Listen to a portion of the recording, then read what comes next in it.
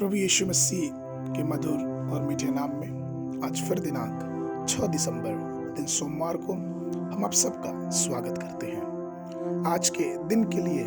जो वचन है वह लिया गया है भजन संगीता की पुस्तक उसका 104 अध्याय और उसका 16 पद। वचन इस प्रकार से कहता है, यहोवा के वृक्ष तृप्त रहते हैं, अर्थात लबानोन के देवदार जो उसी के लगाए हुए हैं। यहोवा के वृक्ष तृप्त रहते हैं। प्रभु में मेरे प्रिय लोगों, अगर हम संसार की तरफ दृष्टि करेंगे तो पूरी कायनात, पूरे संसार, पृथ्वी, जो कुछ पृथ्वी पर है, जो कुछ पृथ्वी के ऊपर है और जो कुछ पृथ्वी के नीचे है, पानी में, जल में, सब जगह सारी जो चीजें हैं, सारी जो वस्तुएं हैं, ये परमेश्वर की सृष्टि है। लेकिन वचन ये बताता है कि यहोवा के वृक्ष तृप्त रहते हैं, अर्थात जो कुछ यहोवा ने सृष्टि की है वो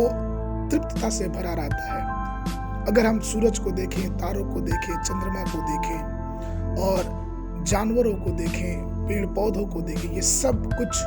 यहोवा की सृष्टि है और ये सब जो व्यवस्था के द्वारा परमेश्वर ने इन्हें बनाया है उसी के अनुसार, अपना समय के अनुसार सब कुछ करते हैं। लेकिन जब हम मनुष्यों के बारे में पता करते हैं, मनुष्यों को देखते हैं, अपने अगल बगल संसार के प्राणियों को देखते हैं जिनको परमेश्वर ने आत्मा दिया है, जिनको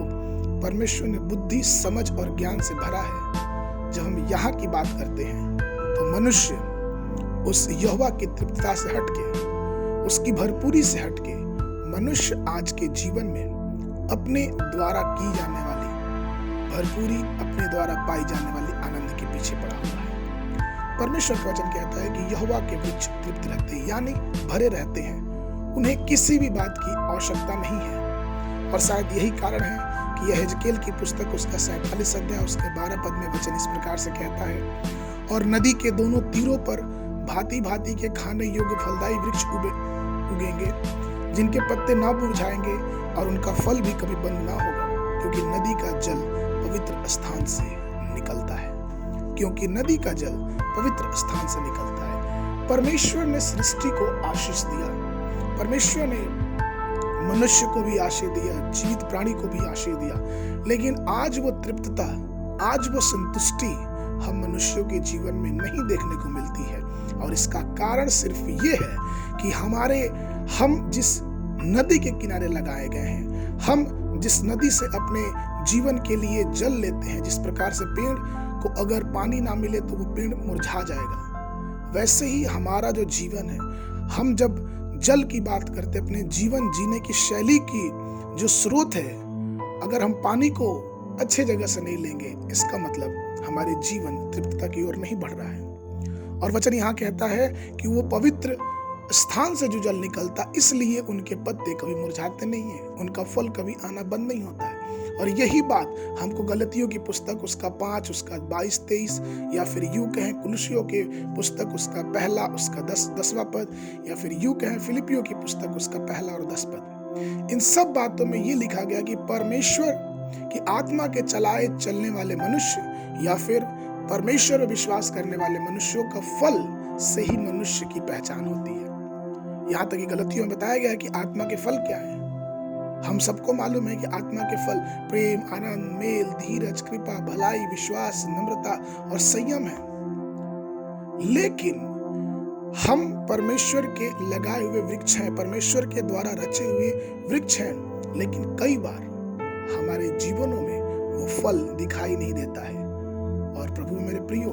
अगर ये फल हमारे जीवनों में दिखाई नहीं देता है, अगर हमारे पत्ते मुरझा रहे हैं, अगर हमारे जीवनों में पवित्र आत्मा के फल नहीं है, तो हमें ये ध्यान देना है कि हम जो स्रोत है, जहाँ से हम आज इस प्रकार से पेड़ को उस पानी से मिलता है और वो उससे उसकी सहायता से भोजन बनाता है, उसी प्रकार से हमें ये ध्यान देना है कि हम किस नदी के जल से अपने जीवन को सींच रहे हैं। क्योंकि वचन कहता है कि उस नदी के किनारे जहां से पवित्र जल निकलता, उस नदी के किनारे लगे हुए वृक्ष हमेशा ही फलदायी होते हैं। क्या हमारा जीवन उस पवित्र आत्मा के जल के बहाव में है, या फिर संसार के महाराज, संसार का जो राज है, जो अधिकारी है, जो शैतान है, उसके जल के बहाव में है? क्योंकि अगर हम पवित्र आत्मा के जल के बहाव में अपने जीवन को बिताएंगे तो हमारे जीवन के वृक्ष में कभी भी सूखापन नहीं आएगा। हमारे आत्मा में जो फल निकलेंगे वो कभी